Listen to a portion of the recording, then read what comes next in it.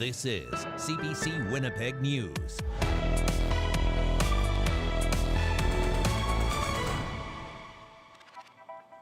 Good evening. Thanks for joining us. Health Canada has slapped new terms and conditions on all of Grifols' paid plasma centres. The company has faced scrutiny since a CBC investigation found 2 people died within months of each other after giving plasma at 2 Winnipeg locations. Now we're learning its head office failed an earlier inspection by authorities. The I-Team's Michelle Allen reports. It was this Grifols location in Winnipeg where a 22-year-old university student collapsed after giving plasma last October. She died in the ambulance on the way to the hospital. Now, Health Canada says Grifols has failed multiple inspections and noted recurring systemic deficiencies. It didn't revoke Grifols' license to operate, but did slap new terms and conditions on it. Its Canadian head office in Oakville failed a virtual inspection in January. The head office doesn't collect plasma, but oversees all Grifols' Canadian collection sites. The regulator says the conditions apply to all Grifols paid plasma clinics in Canada. The conditions include immediately reducing the number of appointments per hour, reassessing how many staff are needed for each shift, supervising new staff more, strengthening quality checks, and conducting yearly audits to send to Health Canada. Those are conditions that should already be in place. These feel very reactive to me. This comes after 2 people died in less than 4 months after giving their plasma at 2 different Grifols locations in Winnipeg. One was Rodiat Alabedi, a 22-year-old international student at the University of Winnipeg. She died last October. These conditions are coming too late. They've already been too late to potentially save 2 people's lives. A hematologist says it's too early to say whether giving plasma had anything to do with why they died. So far, Health Canada says it hasn't found a link. I'm glad they're investigating. I'm glad they're trying to understand the root causes and take any corrective actions needed. Health Canada found Grifols didn't thoroughly investigate errors and accidents, that it didn't adequately screen donors, or have enough properly trained staff. Health Canada says the conditions will stay in place until Grifols shows sustained compliance. In a statement, Grifols says it will address the problems. Michelle Allen, CBC News, Winnipeg. Staff and volunteers served up a turkey dinner for hundreds at Siloam Mission's annual Easter lunch. It's a tradition for those who attend each year, and usually media are invited. But as CBC's Josh Crabb explains, the shelter took a different approach this year. It's the traditional Easter meal at Siloam Mission our cameras this year initially weren't invited to see. The lunch means a lot to Marcus Daniels Francis. He has a place to live. The cost of living makes it difficult to put food on the table. It's Easter lunch, and it's good. There's turkey, there's mashed potatoes, gravy, everything, the whole shebang. Staff and volunteers served up around 500 plates this year. Manager of Development Margot Ross says demand for food in the community is growing. But we're seeing more and more people who, once they pay their rent by the end of the month or the beginning of the month, there's not enough left for groceries. The annual Easter lunch served around 700 people last year who are homeless or living in poverty. It's billed as one of Siloam's, quote, busiest and most valued events of the year. It usually takes place the Thursday before Easter, and typically media outlets are invited to highlight the work of staff and volunteers and show the need in the community. This year, CBC News did not receive an invitation. We just wanted to keep things a little low-key and not actually be proactive sending out those invitations this year. The Winnipeg Free Press reported on an email to staff from Siloam's CEO. It said no media would be allowed to the meal without approval because of recent media coverage the CEO said didn't paint the organization in the most positive light. Those reports pointed to internal tensions within the organization. Tracy Silligi is the chair of the board of directors. She let us in after we showed up with a camera. I think there was a few wires crossed. Our intent was not to not have media here. Siloam's board recently appointed Sonia Prevost-Durbecker to lead the organization. Homeless advocate Al Weeb is disappointed more media weren't there. I think it's really important that donors see this and people in the community and people also for volunteers. The food that wasn't eaten Thursday will be turned into other meals like soups to help feed people in the coming days. Josh Crabb, CBC News, Winnipeg. It's spring break and a long weekend, which means many Manitobans are heading out to gather with family and friends. But health officials warn of an impending danger, the spread of measles. CBC's Jura McElraith now on how Manitoba's growing number of cases is affecting public events. Tens of thousands of people filing through Brandon's Keystone Centre for the Royal Manitoba Winter Fair. Also there for the first time, Shared Health giving out the measles vaccination. We are meeting people where they're at. We do a lot of community outreach. We want to ensure people have every opportunity wherever they are. Brandon's last big event, Ag Days, led to an increase in measles cases in Manitoba, and health officials are concerned large events like these could lead to another spike. Over in the Southern Health region, there's concerns there could be a jump in cases following spring break. Medical Officer of Health Dr. Mahmoud Koudavezi says the area saw cases rise after Christmas and New Year's Eve gatherings. We are lucky there is no deaths related to measles in Manitoba, but in other provinces and U.S. Deaths reported. And almost all cases that admitted to the hospital, like 34 out of 37, are unimmunized. Koudavezi says it's each individual's responsibility to make sure they and their family members are immunized. Already this year, Manitoba has 34 more confirmed cases than in all of 2025. But some living in the region aren't concerned. At the Canadian Fossil Discovery Centre in Morden, Adolfo Cutera says if people are worried, visitors aren't saying it. The number of guests coming through the museum this year is no different than last. It's not any special different procedure that we are doing. We are following daily communications with the province. So far there is not any recommendation, a special recommendation. If there is any in the future, obviously we will follow up. As of Wednesday, pharmacists could give free measles vaccines to those between 2 and 19. The order, signed by the health minister, came into effect immediately, but could take weeks to get up and running. Zoma Asagwara says the goal is to ensure as many Manitobans as possible have access to the vaccine to prevent further spread. Jura McElraith, CBC News, Steinbach. A former high school student is suing the Pembina Trail School Division for negligence, alleging they were sexually and psychologically abused for years by a former teacher and coach, while the division turned a blind eye. The student attended Vincent Massey Collegiate between 2014 and 2018 and was involved in the school's football team. The suit says Kelsey McKay was the former student's coach and gym teacher. In 2024, McKay was sentenced to 20 years in prison for sexually abusing 9 players over 13 years. This student alleges McKay sexually assaulted, abused, manipulated, exploited, and harassed them. They say the division didn't adequately address complaints raised by students and parents about McKay and are therefore liable for his actions. None of these current allegations have been proven in court.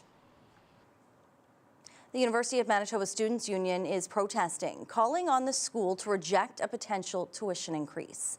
The province has allowed post-secondary institutions to raise tuition by up to 4% in the coming school year. Student leaders say the increase would add pressure at a time when many are already struggling with the cost of living. Our food bank actually here at the institution has seen an increase in users. It's went from having roughly 50 to 60 people to having well over 500 people, right? And there's a growing need in ensuring that students are able to put that food on their table. And there's so many other ways that as an institution we can be supporting our students and not increasing tuition by 4%. The university's Board of Governors is set to meet April 16th to make a final decision. Well, it's got to be a sure sign of spring. The city has lifted its annual winter route parking ban. Residents can now park on designated winter routes overnight without being ticketed. There are no other parking bans in place, and here's hoping that we don't need them anymore.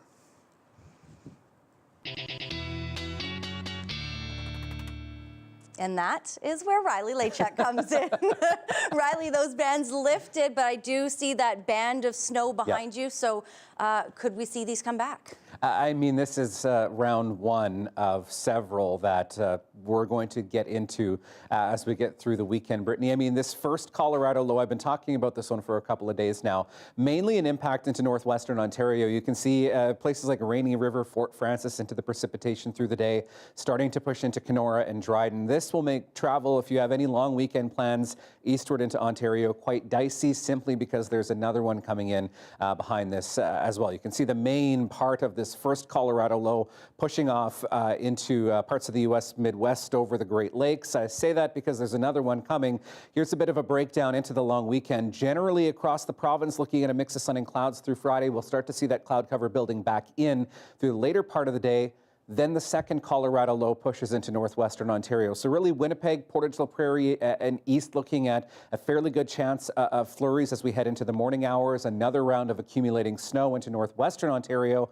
And then, Brittany, there's another system that'll impact parts of central Manitoba as we get into Easter Sunday. I'll have more on that when I come back. A lot to talk about. Thank you, Riley. You're welcome. Coming up, the province is hiring more nurses, but is it making a dent? We'll have more on that after the break.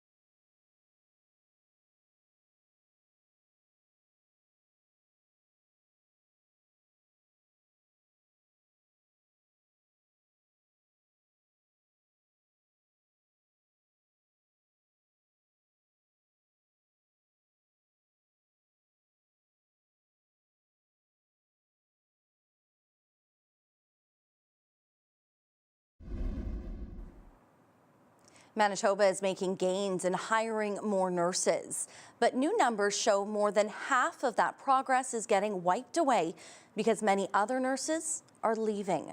The CBC's Ian Fraze has that story. Manitoba would have a lot more nurses at the bedside if so many of them didn't leave. New numbers from April 2024 to May of last year show for every 100 nurses hired into the public healthcare system, 57 other nurses left. They could have quit, retired, or started working for a private agency. That is a lot.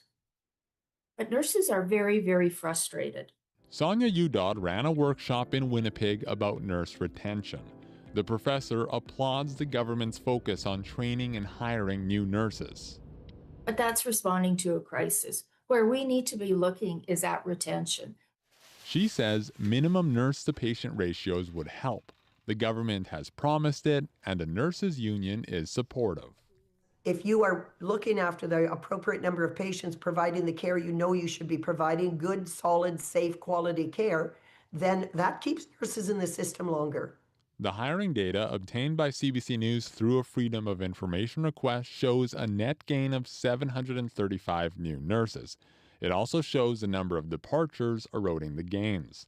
At the Winnipeg Regional Health Authority, 793 nurses were hired, but 438 left. And at Prairie Mountain, 138 nurses were hired, but 161 left, making it the only region with a net loss. I know that there are facilities in Prairie Mountain that have, and units that have more than a 50% vacancy rate. But the Western Manitoba Health Region says it actually enjoyed a net gain of nurses if casual nurses are counted. That does not put my mind at ease because, I mean, some casuals in this province work up to full time, but a casual nurse is not obligated to work shifts. Health Minister Yzoma Asseguera says the government is laser focused on recruitment and retention and says Prairie Mountain is leading the way at training nurses. Ian Fraze, CBC News, Winnipeg. Half a dozen Brandon businesses and institutions are getting more than $7 million in federal funding. Thursday's announcement was held at Assiniboine College's Mechatronics Lab. The Prairies Can Fund aims to support innovation and business expansion. Recipients include Balin Industries, the largest steel building manufacturer in the country. The $1 million grant money will help with cash flow so the company can hire more welders. Going to help us to expand one of our welding lines and pursue additional work both in Canada and in the U.S. It's a lot of money, and it's a huge boon to our business. Meantime, Assiniboine College is getting more than $2.2 million for its robotics programs. Plans for a long-awaited aquatic center in South Winnipeg are taking a first step. The city is looking to hire a consultant to design the project. The first phase of the South Winnipeg Recreation Campus includes a gym, fitness room, and childcare space, but no pool. It will be built as a separate attached building. Councillor Janice Lukes says Waverley West is growing in population and demand is high. She expects council will award the contract this month, with construction starting later this year. Warmer spring weather is bringing the end to winter road season in remote parts of the province. Most provincial winter roads are now closed. Manitoba maintains almost 2,400 kilometers of winter roads. Most communities rely on them to bring in vital freight and supplies. They have no other connection to the provincial highway system. The province's Northern Roads manager said this season started earlier and is ending later than usual. Usually done about third week of March, and we've extended them a couple times right till the end of March here, and we got a couple more roads open for another day or so. Road reports show that 7 more winter roads will close today. Only 2 are expected to stay open into next week.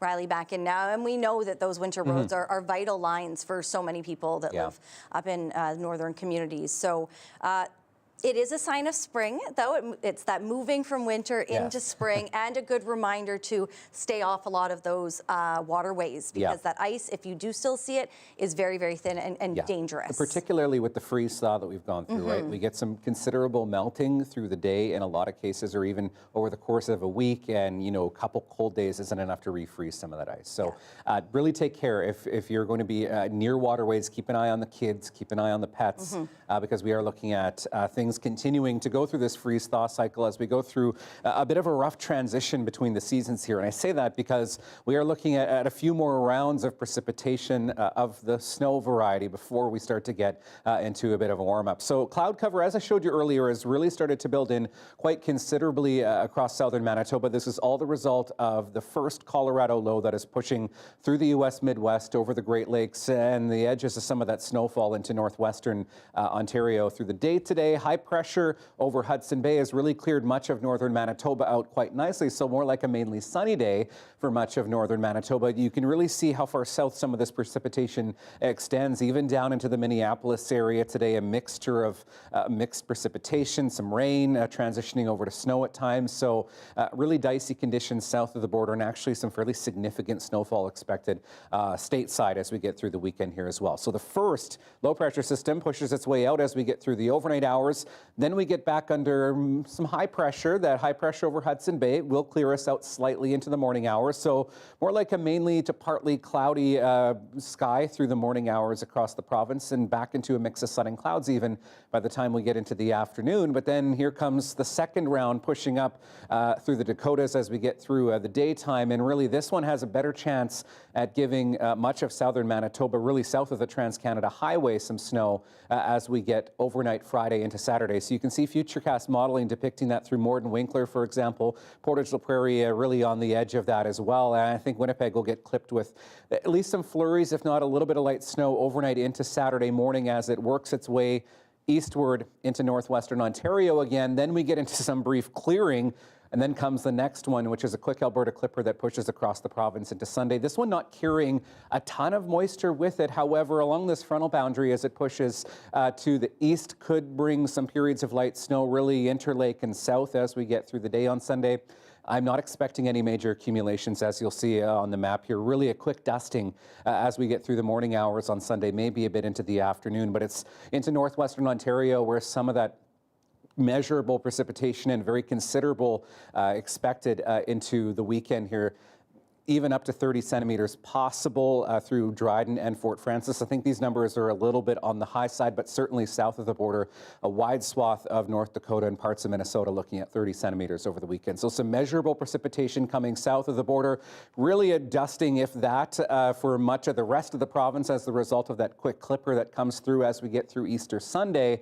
And then we're not really done with the unsettled weather. There's more of that coming as we get into next week as well. So temperatures as we start the day tomorrow around -3 to -5 through the Red River Valley and the Interlake, closer to -10 on the western edge of the province. As we get through the afternoon, I'll keep the high at 1 again tomorrow, but it depends on how much sunshine we get tomorrow, on how high we get through the day with a mix of sun and clouds, up to 3 on Saturday. And then there's that system I was talking about as we get through the back half of the weekend and 1 degree into Sunday. The weather update is brought to you by Paul Davis Property Restoration Experts. When things go wrong, we do what's right. And we have much more straight ahead. Stay with us.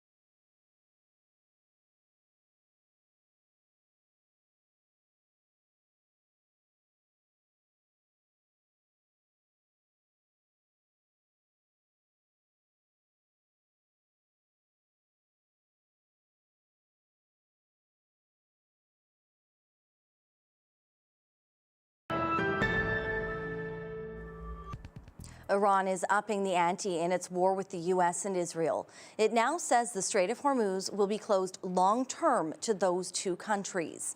But U.S. President Donald Trump says the strikes will continue and even intensify. The CBC's Megan Williams has more. We're going to hit them extremely hard over the next 2 to 3 weeks. We're going to bring them back to the Stone Ages where they belong. Iran pushed back hard against Trump's boasting that the U.S. will blast the country into the Stone Ages. Their Navy is gone, their Air Force is gone, their missiles are just about used up or beaten. President Masoud Pezeshkian said that Washington and Israel badly misread Iran's military strength, that its arsenal of missiles and long-range drones is far from being wiped out.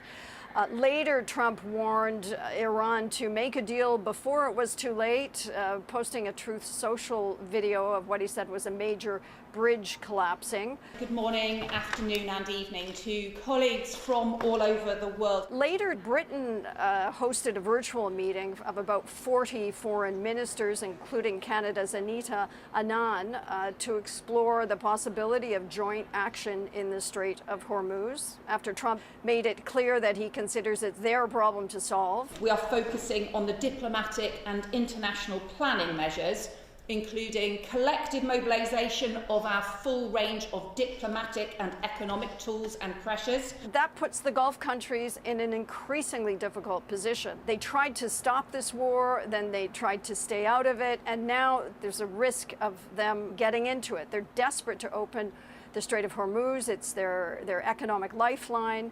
At a UN security meeting, Bahrain backed a draft resolution that could pave the way for Gulf military action against Iran in the Strait, with Russia and China opposing it.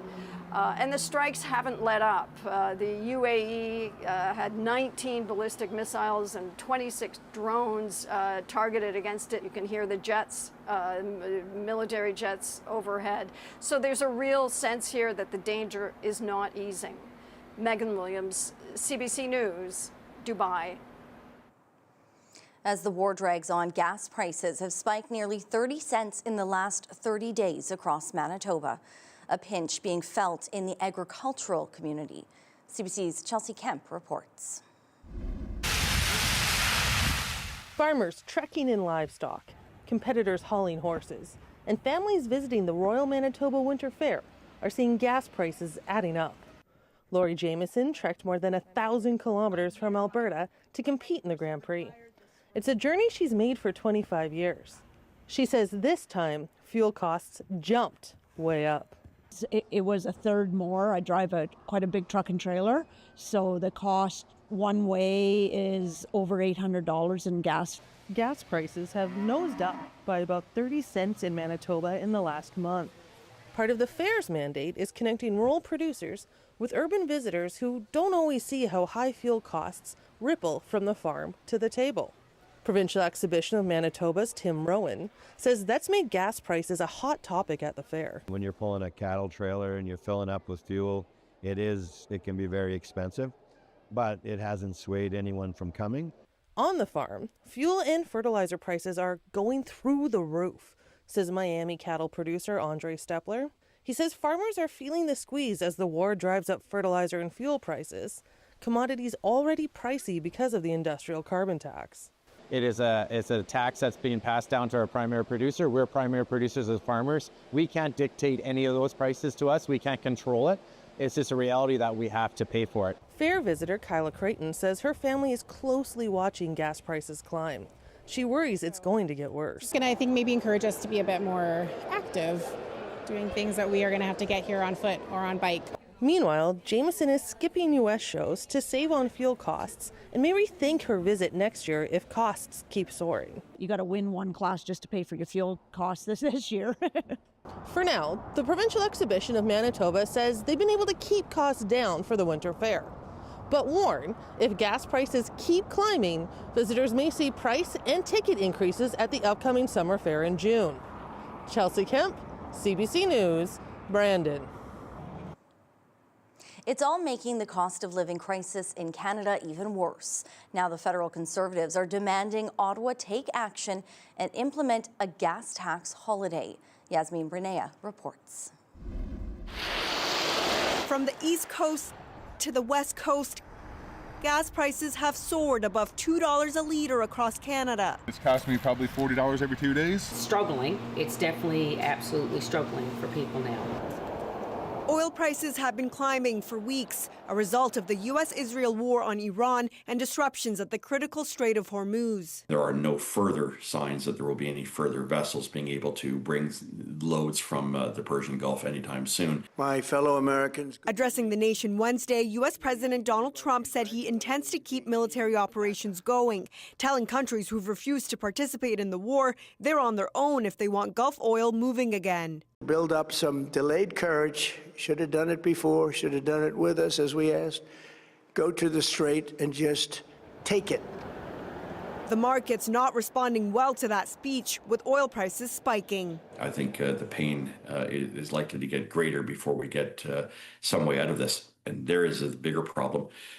Even if it does end, there's still a major supply shortage, and that's going to take several weeks to resolve.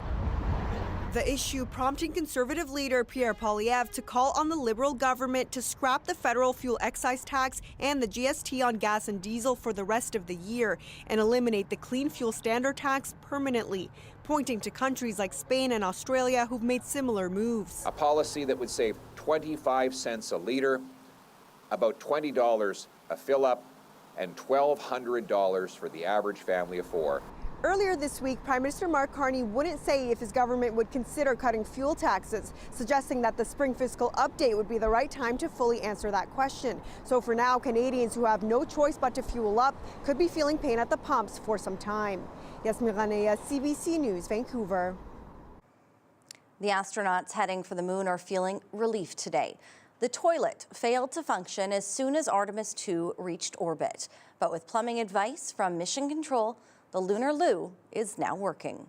Karen Pauls is in Florida with more. The Artemis 2 crew is having another busy day. They're orbiting Earth about 65,000 kilometers away.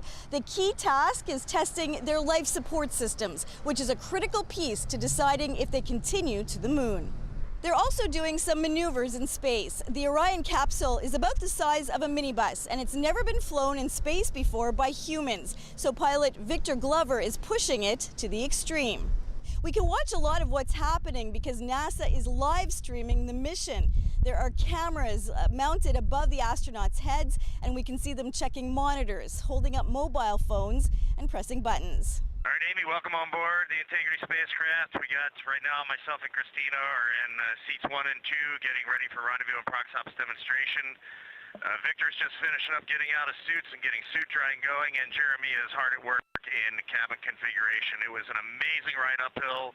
The views, we've got 2 moon rises that we've had so far, and the views of planet Earth. We've circled it completely, and we forgot how beautiful it is to look down on Earth. All of this testing is to prepare for a critical translunar injection burn tonight. If it all goes to plan, the burn will fire for about 6 minutes to send them out of orbit and on a trajectory towards the moon. By Monday, they should be more than 10,000 kilometers beyond the far side of the moon, the furthest ever for humans so far. If there are problems, the translunar burn could be postponed or canceled. But that would be a major setback for NASA in its race to land people on the moon again by 2028. Karen Pauls, CBC News, Titusville, Florida. In some regions, this year's end of winter means the beginning of a new wildfire season. And there are growing fears in Canada that the bad years are becoming the expected norm. The CBC's Aaron Collins reports.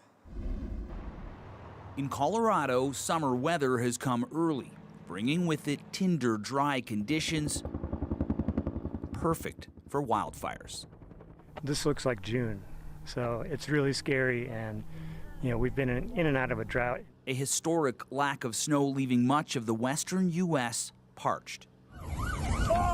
2023 was the worst wildfire season on record in Canada. The last 3 years, bad. And just like the U.S., conditions are already dry and warm in BC this spring. If 2026 is another active year, my narrative is going to change and say, expect fires almost every year.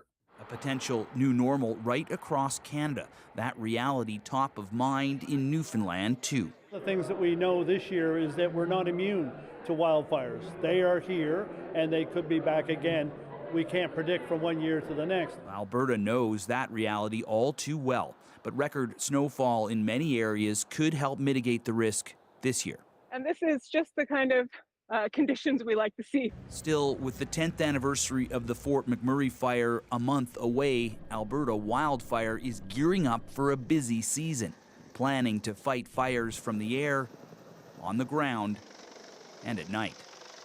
New ways of fighting fire for us here in Alberta, and that includes our successful night vision helicopter program. The federal government is preparing for this wildfire season too, investing hundreds of millions of dollars to help provinces buy more water bombers and revamping the country's wildland fire information system.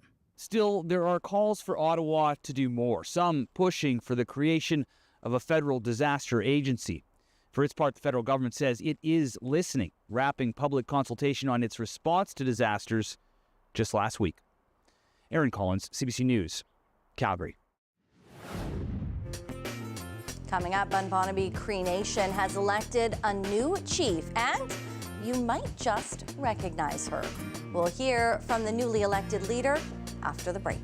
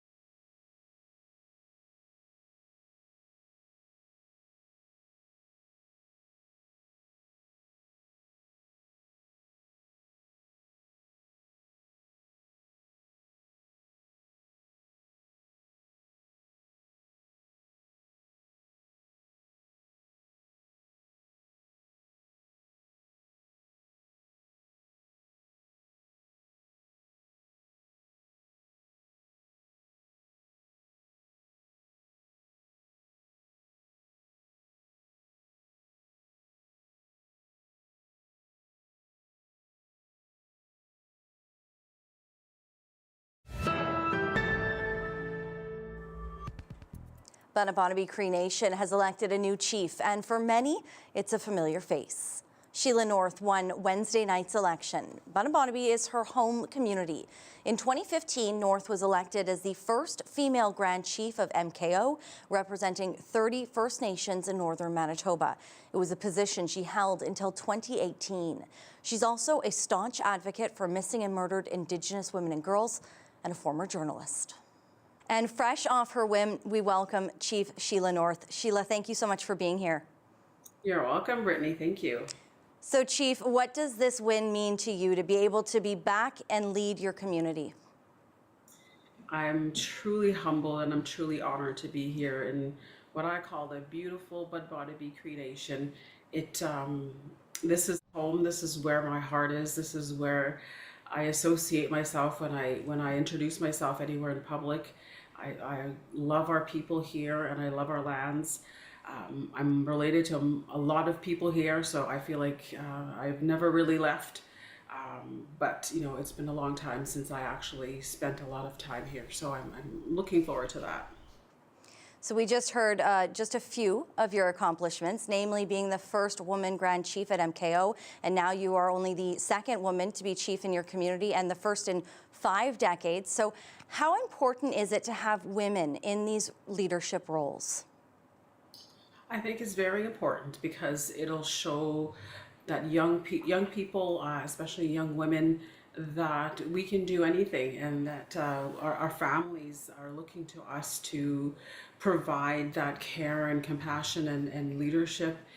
And our women do that already in many different forms in communities. And so it makes sense to also be in these leadership positions. And it's important for young people to see that these roles are also for both males and females. What are some of the biggest challenges that Bunibonibee is currently facing that you plan to address? A massive one is housing.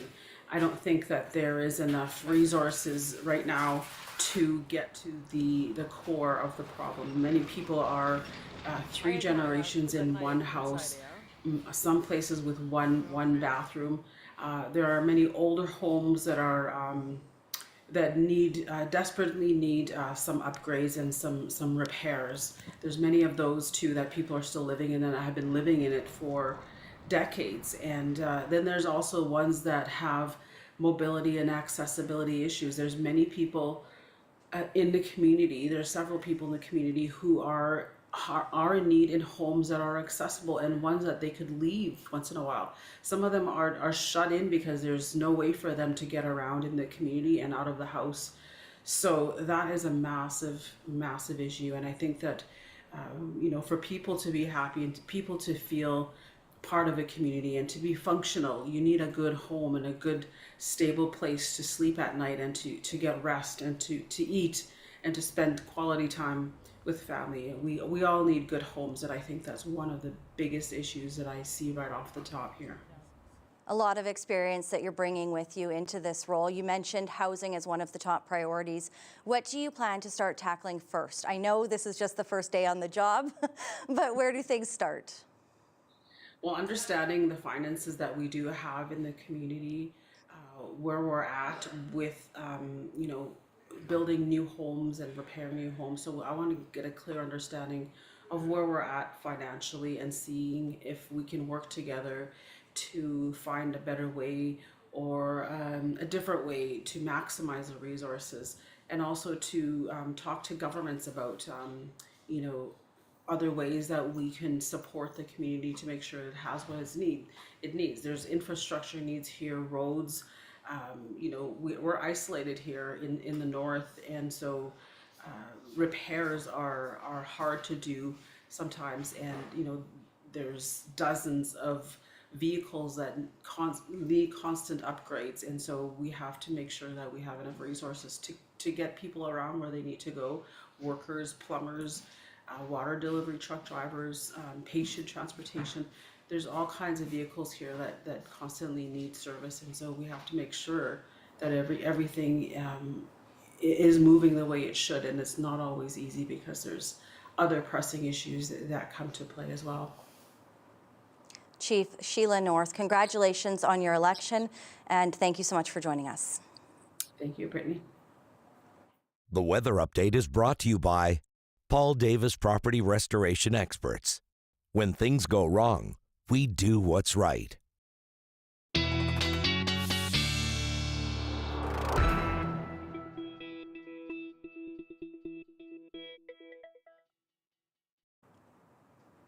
Riley's back in. I know myself and probably some other people have put away the winter boots. I've got the rain boots handy and being used. Yeah. But we are expecting some systems that are going to still be passing through Manitoba because, let's be honest, it's still tough to come. Yeah, I'd keep them handy because we're in that transition season. We usually get some kind of snow in April here in Manitoba. It's wishful thinking on my part. Exactly. All right, we're going to do, so we're going into the long weekend, right? So we're not going to get Feline Friday. So I thought we'd do Feline Friday on a Thursday because why not? So let's do a couple for you tonight. First is Buddy, who Karen adopted from the Winnipeg Humane Society, 3 years old. He's the best boy ever. Sure looks like it. And how about Gemma and Jax? Thank you, Krista, for sending your two in as well. They also look very cuddly. You can send your pictures to talkback at cbc.ca. So for Feline Friday, at least the first part of the day looking at a mix of sun and clouds. Temperatures sitting at about -3 first thing in the morning for Winnipeg. There will be a bit of a breeze at times as we get through the day, and there's the possibility that we even climb up above the 1 degree afternoon temperature, closer to 3 or 4. I think this 5 might be a bit of a stretch, but certainly within the realm of possibility, really depending on how much sunshine we get through the day tomorrow. Because of some of that sunshine and some of that warmer air that we got into, Winnipeg is still at 3 degrees right now, an east wind at about 20 kilometers an hour. Yeah, it's cloudy out there. We will get into some clearing through the night tonight, which I'll show you in your regional forecast in just a moment here. Temperatures around the freezing mark in Westman, 0 in Brandon, Melita, Dauphin, both at 1 degree. 5 in Thompson, warmer than the southern half of the province. That's all thanks to some of that sunshine that we've seen in parts of northern Manitoba today, which has been under that high pressure through the day today. Overnight temperatures really around -5 for much of southern Manitoba. Could get down closer to -10 in the Parkland overnight tonight. Again, starting cloudy. We'll get into some clearing as we get through the overnight hours. -11s and 12s overnight for much of northern Manitoba. Again, partly to mainly clear sky as we get through the night. And again, temperatures above the freezing mark in northern Manitoba. Likely some good melting coming as we get through the afternoon tomorrow. 3s in the Pas, Flin Flon, OCN, 1 degree in Grand Rapids, and really anywhere between 1 and say 5 degrees through much of southern Manitoba. Could get into some 6 and 7 territory though into southeastern Manitoba. Again, it will depend, particularly through the day, how much sunshine we get. The rest of your long weekend looking like this. Sunshine through southwestern Manitoba, up to 2 degrees, maybe a flurry in the Interlake as we get through the day on Sunday. And then as we look at northern Manitoba, looking at temperatures around 6 through the Pas and Flin Flon into Saturday, and nice and sunny for the Hudson Bay Coast at -15 for Sunday. Thank you, Riley. You're welcome. Flin Flon has the only high school lacrosse team in northern Manitoba, which means lengthy road trips, hours spent in cars getting to games. But last season was cut short because of wildfires, and some players lost more than just the season. But as CBC's Eric Westhaver reports, they are back and ready to hit the road. Practice is in session at Hapnock Collegiate in Flin Flon. The Copper Kings lacrosse team is hard at work, hoping to learn from a tough season. Coach Eric Regalka grew up playing lacrosse in Winnipeg. He started the team 3 years ago. I kind of made it a little passion project of mine to find a way to get something up and running in our little community here. Being the only lacrosse team in the north has its challenges. Every game is a road game, driving 8 hours to Winnipeg, playing as much as possible, then driving back home. Almost no one had experience when the team started. Drayden Lowe played every game and said the first year was tough. We all went in with pretty high hopes and we got slaughtered. But we come out with a lot of experience and learning. Logan Simon went from never playing lacrosse before to scoring the team's first goal. It's kind of about like all the sports together, like hockey, baseball, soccer all help me out with it. This season, the Copper Kings' first female players will be on the field. It's the first sport I've actually joined, so kind of wanted to try it out. Plus, I think it's fun to hit guys. Last season, Hapnock got their first ever wins. Things were looking up until late May. Fires forced the players from home. the season was lost. And Lowe, whose family lives in Denair Beach, Saskatchewan, lost more than that. It was hell. Watching my home security system, my garage went open, to my mother saying, "Oh, they're coming to get your car."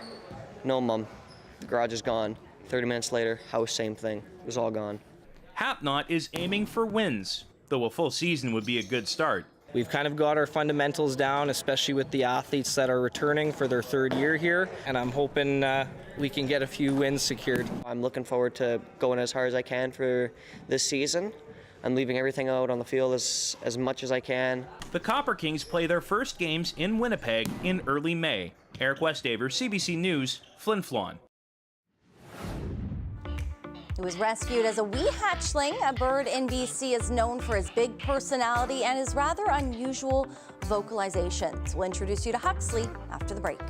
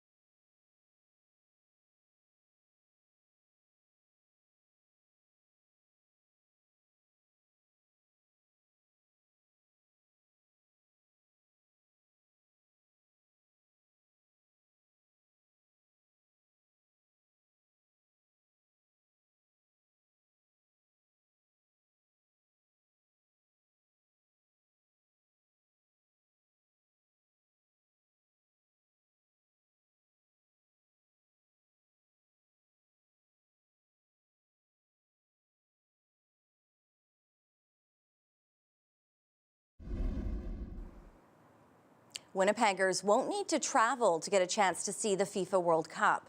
Well, it might not be a World Cup game. The coveted trophy is making a stop in our city.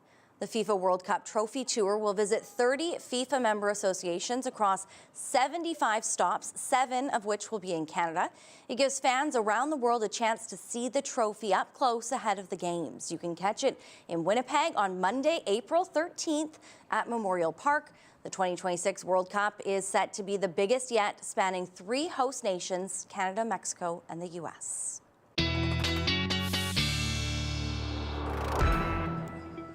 All right, here is a look, a quick recap at your long weekend here as we head into Friday, looking at a general mix of sun and clouds. We'll see some cloud cover building in across southern Manitoba once again.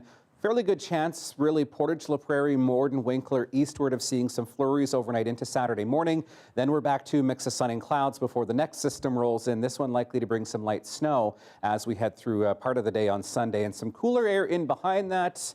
But things do look up from there, looking at some showers potentially as we get into the middle of next week. All right, if you're heading out on an Easter egg hunt, generally across the province, let's call it extra tough, just because we're looking at some light snow and some cooler temperatures. I love that. Well done. Before we leave you tonight, we want to introduce you to a bird. Not just any old bird, but Huxley the raven.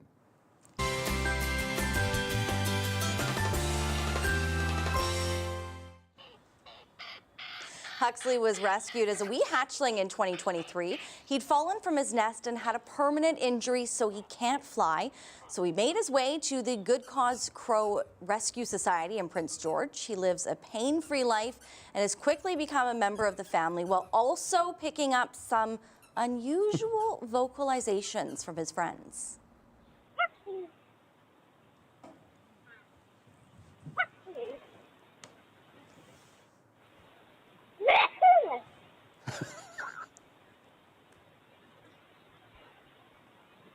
So yes, that's Huxley, first saying his own name and then sneezing. He's taken on the distinctive and self-described dramatic sneezes of the woman who runs this rescue center. Rest assured, he has plenty of pals there, including his very best friend, a crow named Bobby Crow. Didn't think I was going to see that tonight. Here we are. I got nothing. Here's a great way to end the show for the long weekend. Have a wonderful long weekend. Happy Easter.